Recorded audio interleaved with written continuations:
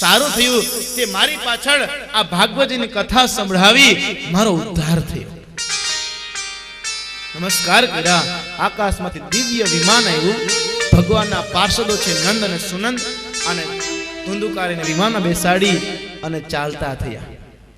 ગોકર્ણજી મહારાજે કીધું, હે ભગવાનના પાર્ષદો, મારા ભાઈએ કથા સાંભળી અને આપ એને લઈ જાઓ છો ભગવાનના ધામ. પણ મેં તો આ જેટલા મારા ગ્રામ્ય જનો છે એને પણ ભગવાનની કથા સાંભળી, તો એનો ઉદ્ધાર કેમ ન થયો?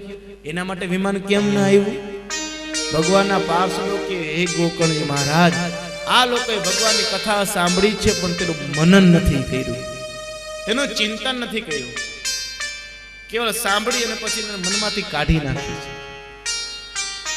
જ્યારે ધુંધુકારી તો તમે જે કથા કીધી હોય એ રાતના સમયમાં કથાને યાદ કરતા, એટલા માટે એનો ઉદ્ધાર થયો. આ પ્રમાણે કીધું. પાર્ષદો ચાલ્યા ગયા. ગોકર્ણજી મહારાજે ગામના માણસોને વાત કરી.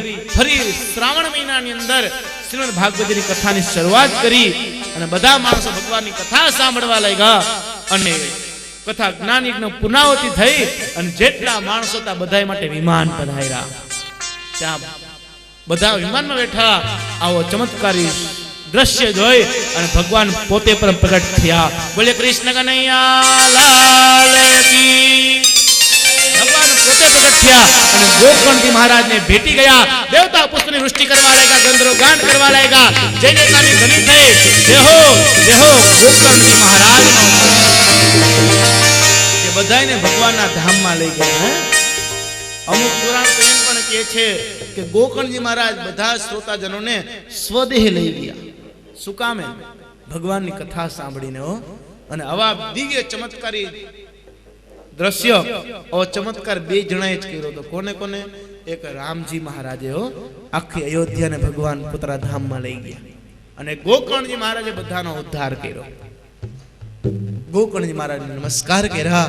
ગોકર્ણજી મહારાજે ભગવાનને પૂછ્યું, ભગવાન, ગોકર્ણે પૂછ્યું છે, શું આપ મારા ભાઈની મુક્તિ અપાવી? સારું થયું ભગવાન. આ શ્રીમદ ભાગવતની કથા ખૂબ સુંદર રહેલી છે. જેને ધુંધુકારી પાપ કર્મ કર્યું, બ્રહ્મઘાતી કીધું ને, બ્રહ્મઘાતી, સુવર્ણની ચોરી, મદિરાનું પાન કર્યું હોય, તેનો સંગ કર્યો હોય, આ 5 મહાન પાપી હોય અને ભાગવતજીની કથા સાંભળે તેના બધા પાપ નાશ પામે છે. તો દિવ્ય ગ્રંથ રહેલો છે.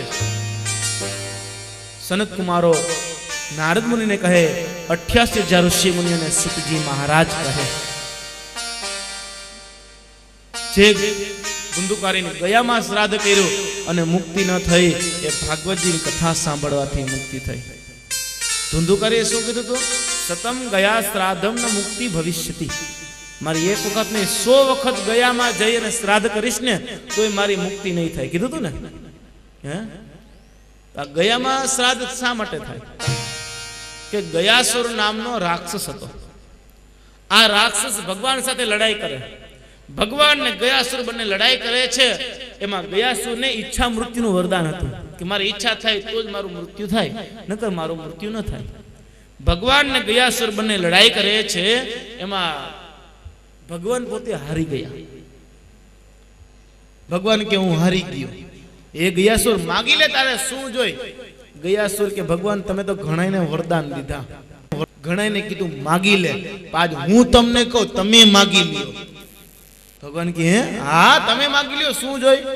ભગવાન કે માગી લો. ગયાસુર કે હા. ભગવાન કે તું મરી જા. ગયાસુર કે બહુ સારું ભગવાન, હું મરી જાઉં છું. આ શિલા છે, પથ્થર છે, એ મારા છાતી ઉપર રાખો, એની પર તમારો પગ મૂકો અને મારો પ્રાણ જાય. આ પ્રમાણે કીધું. ભગવાને પથ્થર રાખ્યો. ભગવાને પોતે માથે પોતાનો ચરણારવિંદ રાખ્યો અને ગયાસુર ભગવાનના લોકમાં જાય છે. ભગવાને ગયાસુરના જીવાત્માને રોકીને કીધું, હે ગયાસુર, માગી લે ને કાલ સવારે ઇતિહાસમાં કહેવાશે કે રાક્ષસે ભગવાને માગવાનું કીધું તું, માટે માગ કઈ. ગયાસુર કે ભગવાન, જો માગવાનું કહેતા હોય તો મારી જે મસ્તક છે આ મસ્તક ઉપર તમે કોઠો બનાવો અને અહીંયા પાછળ જે કોઈનું શ્રાદ્ધ કરવામાં આવે એની મુક્તિ થવી જોઈએ, એની અહીંયા મુક્તિ થવી જોઈએ. ભગવાન તથાસ્તુ. તો જે ભગવાને કીધું અને જો ન્યાસ શ્રાદ્ધ કર્યું ને મુક્તિ ન મળી તો આ ભાગવતજીની કથા કેવી હશે કે જે દિવ્ય ગ્રંથ સાંભળવાથી મુક્તિ મળે. જેને બ્રહ્મત્યાનું પાપ કર્યું, દારૂ પીધો, પર માટી ખાધી, એવા પાપીઓ જો ભાગવતજીની કથા સાંભળે તો એનો પણ મુક્તિ થાય છે. નારદ મુનિ કે ભગવાન આમ શા માટે? આ ભાગવતજીની કથામાં એવું છે શું? બીજી પણ કથાઓ છે ને, રામાયણ છે, દેવી ભાગવત છે, શિવ પુરાણ છે, પદ્મ પુરાણ, ગરુડ પુરાણ, ગણેશ પુરાણ, નૃસિંહ પુરાણ, વામન પુરાણ, સ્કંદ પુરાણ, અનેક પુરાણો છે, મહાભારતની કથાઓ છે. પણ ભગવાન આ સાંભળવાથી મુક્તિ ન મળે અને એ સાંભળવાથી મુક્તિ નથી મળતું, એનું કારણ શું? આ ભાગવતજીની કથા છે દિવ્ય શા માટે? સનત કુમારે કીધું, હે નારદ મુનિ, જ્યારે ભગવાન કૃષ્ણ પરમાત્મા અવતાર ધારણ કર્યો અને ભગવાન ગોલોક ગમન થવા માટે તૈયાર થયા, વૈકુંઠમાં જવા માટે ભગવાન તૈયાર થયા, આ વખતે ઉદ્ધવજી મહારાજ ભગવાન પાસે એકાદશમ સ્કંદનું જ્ઞાન પ્રાપ્ત કર્યું. અને ભગવાને ઉદ્ધવને જ્ઞાન આપીને કીધું, હે ઉદ્ધવ, હું હવે આ પૃથ્વીલોક છોડીને જાઉં છું. 7મે દિવસે સમુદ્ર મર્યાદા મૂકી દેશે, મારી સોનાની દ્વારકા બોળી દેશે, એક નિજ મંદિર રાખશે. આ પ્રમાણે કીધું. ત્યારે ઉદ્ધવે કીધું, ભગવાન આપ ચાલ્યા જશો પછી આ પૃથ્વી પર કલિકાલ આવશે, ભગવાન આ બધા માણસો દુખી થશે, આપ દયા કરો. ત્યારે કીધું, જા ઉદ્ધવ, હું મારું તેજ છે ને, આ મારું તેજ શ્રીમદ ભાગવતજીની અંદર મૂકતો જાઉં છું. ભગવાને પોતાનું તેજ એ શ્રીમદ ભાગવતજીની અંદર મૂક્યું છો. અને ભગવાન ગયા પછી પોતાનું તેજ ભાગવતજીની અંદર મૂકતા ગયા. એટલા માટે આ શ્રીમદ ભાગવત છે એ વાણીમય સ્વરૂપ કહેવાય. કહેવાય ને, ભગવાનનું વાંગમય સ્વરૂપ, વાણીમય સ્વરૂપ રહેલું છે, દિવ્ય ગ્રંથ રહેલો છે. હે નારદ મુનિ, આ પ્રમાણે જે પાપ કર્મ કર્યા હોય એનો પણ ઉદ્ધાર થાય. ભગવાન ગોકર્ણને પોતાના ધામમાં લઈ ગયા. જે પાપ કર્મ કરે એનો ઉદ્ધાર થાય. એ સુંદર મજાની શ્રીમદ ભાગવતજીની કથા રહેલી છે. નારદ મુનિ કહેવા લાગે, હે ભગવાન, આની મને શ્રવણની વિધિ કહો. સનત કુમારો કહેવા લાગે, હે નારદ મુનિ, અથ તે સંપ્રવક્ષ્યામઃ સપ્તઃ શ્રવણે વિધિ સહાયે વસુભીશ્ચૈવ પ્રાહય સાધ્યો વિધિષ્મુતઃ. સાંભળો હે નારદ મુનિ, આને સપ્તાહ શ્રવણની વિધિ તમને કહું. સૌ પહેલા તો ભગવાનનું સ્મરણ કરી અને બ્રાહ્મણ પાસે સુંદર મજાનું મુહૂર્ત કઢાવો. એક મધુમાસની અંદર અને પોષ મહિનાની અંદર શ્રીમદ ભાગવતજીની કથા ન કરવી, પણ પિતૃ માટે કરવા માટે છૂટ છે. પિતૃ માટે મહાત્માઓએ હા પાડી છે. વિદ્વાનોએ પણ કીધું કે પિતૃ માટે કથા કરી શકાય, ને ખરેખર ચૈત્ર મહિનામાં કથા અને પોષ મહિનામાં કથા ન કરાય. પક્ષ ભેદ નહીં કરવાનો. શુક્લ પક્ષમાં કથા સ્ટાર્ટ કરો તો અંજવારીઓ એટલે શુક્લ પક્ષમાં જ પૂરી કરવાની, અને અંધારીઓ કૃષ્ણ પક્ષમાં ચાલુ કરો એટલે કૃષ્ણ પક્ષમાં અંધારિયામાં જ પૂરી કરવાની. અમાસની પૂર્ણાહુતિ થાય, પૂનમની પૂર્ણાહુતિ થાય, પણ અમાસ પૂનમની શરૂઆત ન થાય. ભાગવતજી ના પાડે, પક્ષ ભેદ નહીં કરવાનો. મંગળવારે અને શનિવારે કથાની શરૂઆત ન થાય. મંગળવારે કથાની શરૂઆત નહીં કરવાની, શનિવારે પણ કથાની શરૂઆત નહીં કરવાની. અને હે નારદ મુનિ, પરમ વૈષ્ણવ પાસેથી ભાગવતજીની કથા સાંભળવી. વૈષ્ણવ ન હોય તો ભાગવતજીની કથા નહીં સાંભળવાની. અને ભાગવતજીના મહાત્મ્યના 6થા અધ્યાયની અંદર લખ્યું છે કે પરમ વૈષ્ણવ હોય, આ વૈષ્ણવ એ ભગવાને બ્રાહ્મણોને કીધા છે જેથી બ્રહ્મમુખથી કથા સાંભળવી. શુદ્ર પાસે કથા સાંભળવી નહીં. અને બ્રાહ્મણ સાધુ સંતને જ ગુરુ બનાવવા, બીજાને અન્યને કોઈ ગુરુને પણ બનાવવા નહીં. ના પાડી છે. બ્રાહ્મણ પણ પોતે ચાંડાલ યોનિમાં જન્મ ધારણ કરે. આ ભાગવતજીનો મહાત્મ્યનો 6થો અધ્યાય કહે છે, હું નથી કહેતો. કોઈ ઘણા એમ કે ગોરબાપત પોતાનું જ કહે ને, પોતાને કથા વાંચવી, પોતાને લેવું. હા, બીજા કથા પોતાની ઘરે મેળે કરી શકે, એવું નથી.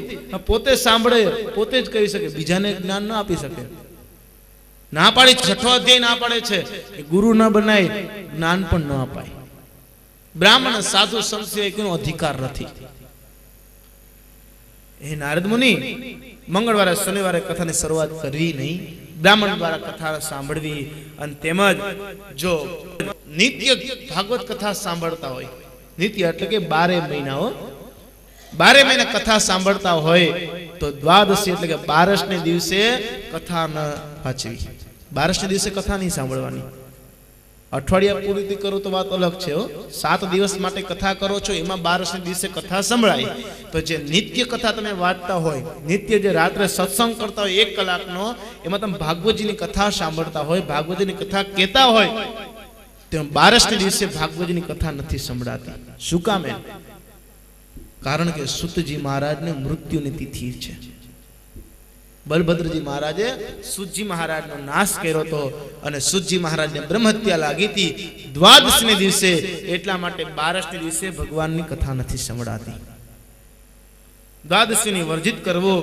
અને હે નારદ મુનિ બ્રાહ્મણ પાસે સુંદર મજાનું મુહૂર્ત કઢાવી, ચારે બાજુ આમંત્રણ પત્રિકાઓ આપવી, દેશ વિદેશોમાં આમંત્રણ પત્રિકા વધારવી કે અમે શ્રીમદ ભાગવતજીનું સુંદર મજાનું આયોજન કરી રહ્યું છે, તો આપ આ જ્ઞાન યજ્ઞની અંદર પધારો. આ રીતે આમંત્રણ આપવું. અને ત્યાર પછી વિઘ્ન વિનાયક દેવ ગણપત દાદાની પૂજા કરવી, સુંદર મજાના કળશનું સ્થાપન કરવું, બ્રહ્મા વિષ્ણુ મહેશ આદ્ય શક્તિનું પૂજન કરવું, પિતૃદેવતાનું સ્મરણ કરી અને નાંદી શ્રાદ્ધ કરી આદિ કર્મ કરવા. આ પ્રમાણે વાત કરી અને હે મુનિવર પોતાના કુટુંબજનો સાથે આ શ્રીમદ ભાગવતજીની કથાનું સેવન કરવું, ભાગવતજીની કથા સાંભળવી, આ ભાગવતજીની કથાનું અમૃત રસપાન કરવું. અને હે નારદ મુનિ સુંદર મજાની વ્યાસપીઠ તૈયાર કરવી, ભાગવતજીની શોભાયાત્રા કાઢી ભાગવતજી પધરાવા સુંદર મજાના વ્યાસપીઠ ઉપર ઓછાળ બેસાવી, તકિયા ગદ્દી રાખી અને સુંદર મજાની વ્યાસપીઠ તૈયાર કરવી. અને વ્યાસજી મહારાજ બિરાજમાન થાય. પછી કોઈ બી હોય, બ્રાહ્મણ હોય, આપણા ગુરુ હોય, કોઈ સંત હોય, સાધુ હોય, મહાત્મા હોય, આ કથા વ્યાસપીઠ ઉપર બેસે ત્યાર પછી એ પોતાના માતા પિતાને કે કોઈ મહાત્માઓને, સંતને અને પોતાના ગુરુને નમસ્કાર નહીં કરવાના. વ્યાસ આચરણ દિવ્ય આસન રહેલું છે, ત્યાં બેઠા પછી કોઈને નમસ્કાર નહીં કરવાના. કોઈ મહાત્મા પધારે, માતા પિતા પધારે, એને પણ નમસ્કાર કરવાની ના પાડી છે. એને પણ નમસ્કાર નહીં કરવાનું. કારણ આ વ્યાસની જગ્યાનો એવો પ્રભાવ છે. અમારામાં કઈ નથી હો, જે છે આ જગ્યાનો પ્રભાવ છે. અમારામાં કઈ નથી. હું તમારા જેવો જ છું, કઈ ફેરફાર નથી. પણ જે છે આ જગ્યાનો પ્રભાવ છે. એક ટાઈમ જમવું, અધશયનમ, પૃથ્વી પર સુવાનું હો. માટે સાંભળજો મેહુલભાઈ, તમારા મારા બેને ખાસ, બીજા બધા ઠીક વાંધો નહીં, કોઈને તકલીફ હોય તો ભાઈ સુવાની છૂટો. બને ત્યાં સુધી અધશયનમ, નીચે ભૂમિશયન કરવાનું. એક ટાઈમ જમવાનું, બને તો ઉપવાસ કરવાનો, નકર રાત્રે ભોજન કરવાનું, બપોરે ફલાહાર કરવાની છૂટ. એક ટાઈમ ભોજન કરવું, પેટ બગડે એવું જમવાનું નહીં. વાસ્યાનમ, વાસી અન્ન જમવાનું નહીં હો. સાંજનું પડેલું બપોરે નહીં જમવાનું, બપોરનું જમેલું પડેલું એ સાંજે નહીં જમવાનું. વાસ્યાન નહીં જમવાનું, કોઈનું એઠું નહીં ખાવાનું. બધાને નમસ્કારની ભાવના કરવાની. કોઈ સાધુ સંત મહાત્મા પધારે એને ભૂખ્યા નહીં જવા દેવાના. એક મન ચિત્ત દ્વારા ભગવાનની કથા સાંભળવી, જેટલી બને તેટલી કથા સાંભળવી. જેટલી કથા સાંભળશો હે મુનિવર, હે નારદમુનિ, એટલી ઉત્તમ રહેલું છે. કથાની અંદર 7 પંક્તિઓ બનાવી. કેટલી? 7 પંક્તિઓ. પેલી પંક્તિની અંદર વિરક્ત સંન્યાસીઓ બેસાડવા. સંન્યાસી કોઈ દિવસ પોતે નમસ્તક નમાવે નહીં હો. એ પોતે આ નમસ્કાર માથું ન નમાવે. એ પોતાનો દંડ હોય, આ દંડ નમાવે.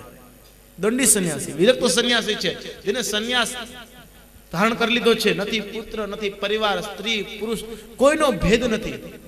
આ વિરક્ત સંન્યાસી છે. આ પેલી પંક્તિ તેની બનાવી.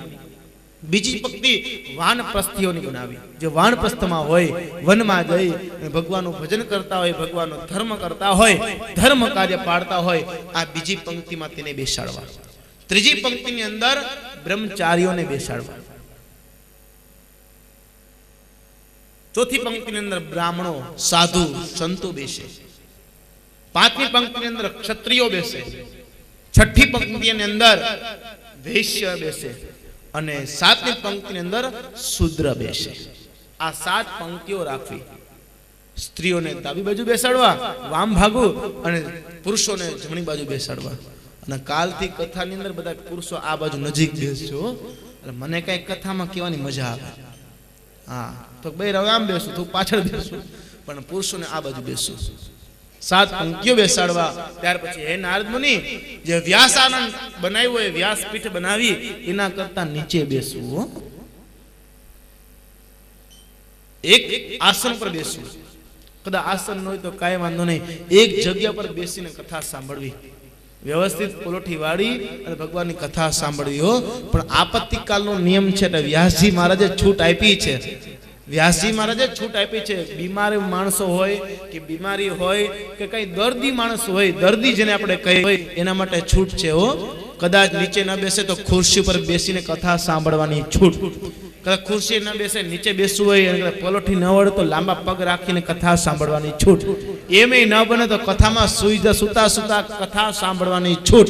એમ ન બને તો કથામાં સુઈ જવાની છૂટ, પણ વાતો કરવાની છૂટ નહીં. એક વાતો નહીં કરવાની. બીજું કે જે કોઈ સાધુ સંતો ભક્તો બધા પધારો કથા સાંભળવા, શ્રોતાજનો